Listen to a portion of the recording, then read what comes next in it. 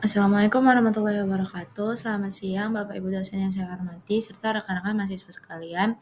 Perkenalkan, nama saya Firlina Salsabila dengan NIM C1C02551, mahasiswa program studi akuntansi. Pada kesempatan kali ini saya akan mempresentasikan materi yang berjudul Ketentuan Umum dan Tata Cara Perpajakan, Hak dan Kewajiban Wajib Pajak, dan Fiskus, serta NPWP dan NPPKP. Sebelum kita masuk ke materi ini, izinkan saya menjelaskan terlebih dahulu sistematika atau alur presentasi yang akan kita ikuti bersama hari ini. Presentasi ini dibagi menjadi 5 bagian utama. Pertama, kita akan membahas pendahuluan yang mencakup latar belakang, rumusan masalah, dan tujuan penulisan. Kedua, kita akan masuk ke inti pembahasan. Pertama, mengenai ketentuan umum dan tata cara perpajakan atau yang biasa disingkat KUP, mencakup pengertian asas-asas, surat pemberitahuan, dan surat ketetapan pajak. Ketiga, kita akan membahas hak dan kewajiban wajib pajak serta fiskus yang merupakan bagian yang sangat penting untuk dipahami agar kita mengetahui apa saja yang menjadi hak dan kewajiban kita sebagai wajib pajak kelak. Keempat, kita akan membahas tentang NPWP dan NPPKP, mencakup pengertian, fungsi, tata cara pendaftaran, hingga perbedaan keduanya. Terakhir, presentasi ini akan ditutup dengan kesimpulan dan saran. Kita mulai dari bab pertama, yaitu pendahuluan. Mengapa topik ini menjadi penting untuk kita bahas? Kita awali dengan sebuah definisi yang mendasar. Menurut Mardiasmo, dalam bukunya Perpajakan edisi terbaru, pajak didefinisikan sebagai iuran rakyat kepada kas negara berdasarkan undang-undang yang dapat dipaksakan dengan tidak mendapat jasa timbal balik yang langsung dapat ditunjukkan dan yang digunakan untuk membayar pengeluaran umum. Inilah yang menjadi fondasi seluruh sistem perpajakan kita. Dari definisi tersebut, kita dapat memahami Dari definisi tersebut, kita memahami bahwa pajak adalah sumber penerimaan negara yang paling utama. Tanpa pajak, negara tidak akan mampu membiayai pembangunan infrastruktur, layanan kesehatan, pendidikan, dan berbagai program kesejahteraan lainnya. Dengan kata lain, setiap kali kita membayar pajak, kita sedang berkontribusi langsung pada kemajuan bangsa ini. Dalam konteks hukum, sistem perpajakan Indonesia mengalami transformasi besar pada tahun 1983 melalui apa yang kita kenal sebagai reformasi perpajakan. Pada saat itu diberlakukanlah Undang-Undang Nomor 6 Tahun 1983 tentang Ketentuan Umum Tata Cara Perpajakan yang menjadi landasan hukum bagi seluruh administrasi perpajakan Indonesia. Undang-undang ini telah mengalami beberapa kali perubahan dan terakhir diperbarui melalui UU Nomor 7 Tahun 2001 tentang harmonisasi peraturan perpajakan atau yang dikenal dengan sebutan HPP. KUP menjadi sangat penting karena ia mengatur hal-hal fundamental seperti bagaimana cara mendaftarkan diri sebagai wajib pajak, bagaimana cara melaporkan pajak, bagaimana prosedur pembayarannya, hingga bagaimana mekanisme perpajakan dan penagihan pajak oleh pemerintah.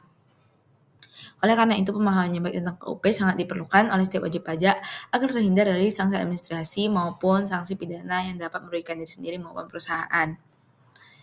Berdasarkan latar belakang yang telah saya paparkan tadi, makalah ini merumuskan 3 pernyataan utama yang akan menjadi panduan pembahasan kita. Pertama, apa pengertian dan ruang lingkup ketentuan umum dan tata cara perpajakan. Kedua, apa saja hak dan kewajiban wajib pajak serta fiskus dalam sistem perpajakan Indonesia.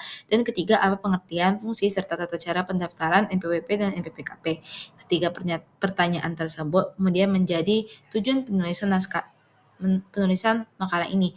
Secara sederhana, tujuan kita adalah memahami KUP secara menyeluruh, memahami hak dan kewajiban yang kita miliki sebagai wajib pajak maupun yang dimiliki oleh aparat pajak, serta memahami apa itu NPWP dan NPPKP beserta prosedur pendaftarannya. Dan memahami ketiga hal ini diharapkan kita semua dapat menjadi wajib pajak yang taat dan sadar akan pentingnya perpajakan bagi kemajuan negara. Mari kita lanjutkan ke bab pembahasan. Kita masuk ke bab kedua. Bagian pertama yang akan kita bahas adalah ketentuan umum dan tata cara perpajakan atau disingkat KUP. Apa itu KUP? Secara sederhana, KUP adalah seperangkat aturan hukum yang menjadi buku panduan bagi seluruh pelaksanaan pajak di Indonesia. KUP mengatur 3 hal pokok, yaitu hak dan kewajiban wajib pajak, wewenang serta kewajiban aparat pajak yang kita sebut fiskus, dan sanksi-sanksi yang berlaku apabila aturan dilanggar. Dasar hukumnya adalah UU Nomor 6 Tahun 1983 yang telah beberapa kali diubah dan terakhir disempurnakan oleh UU Nomor 7 Tahun 2001 tentang harmonisasi peraturan perpajakan. Salah satu prinsip terpenting dalam KUP adalah penerapan self-assessment system, berbeda dengan sistem lama di mana pemerintahan yang menetapkan jumlah pajak yang harus dibayar. Dalam sistem ini, wajib pajak diberikan kepercayaan penuh untuk menghitung sendiri, memperhitungkan, membayar dan melaporkan pajaknya sendiri kepada negara. Fiskus hanya berperan sebagai pengawas. Inilah mengapa literasi perpajakan menjadi sangat penting, karena tanggung jawab ada di tangan kita sebagai wajib pajak.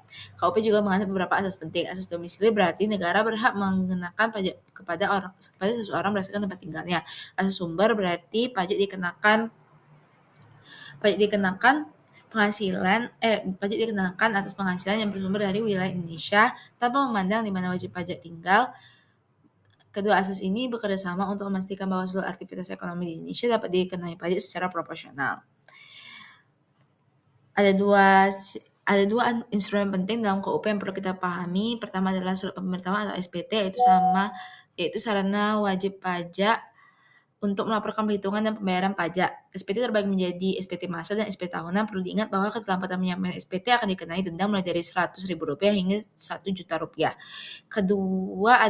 Kedua adalah surat ketetapan pajak atau SKP. SKP diterbitkan oleh Ditjen Pajak apabila terdapat pajak yang kurang bayar, lebih bayar, atau nihil. Ada 4 jenis SKP, yaitu SKPKB untuk pajak kurang bayar, SKPKBT untuk tambahan ketetapan, SKPN untuk pajak nihil, dan SKPLB untuk pajak lebih bayar. SKP umumnya dapat diterbitkan dalam jangka waktu 5 tahun setelah pajak terutang. Kita beralih kepada hak wajib pajak serta Fiskos. Mari kita mulai dari kewajiban wajib pajak terlebih dahulu. Menurut Mardiasmo, seorang wajib pajak memiliki 9 kewajiban utama yang wajib dipenuhi. Kewajiban pertama dan yang paling mendasar adalah mendaftarkan diri untuk memperoleh nomor pokok wajib pajak atau NPWP ke kantor pelayanan pajak sesuai domisili atau tempat usahanya. Kewajiban kedua bagi yang memiliki usaha adalah melaporkan usaha tersebut untuk dikukuhkan sebagai pengusaha kena pajak dan mendapatkan NPPKP. Kewajiban ketiga adalah mengisi dan menyampaikan surat pemberitahuan atau SPT dengan benar, lengkap, dan jelas dalam bahasa Indonesia serta tepat waktu. Kewajiban keempat adalah membayar atau menyetorkan pajak yang terutang menggunakan surat setoran pajak ke kas negara melalui bank persepsi yang ditunjuk.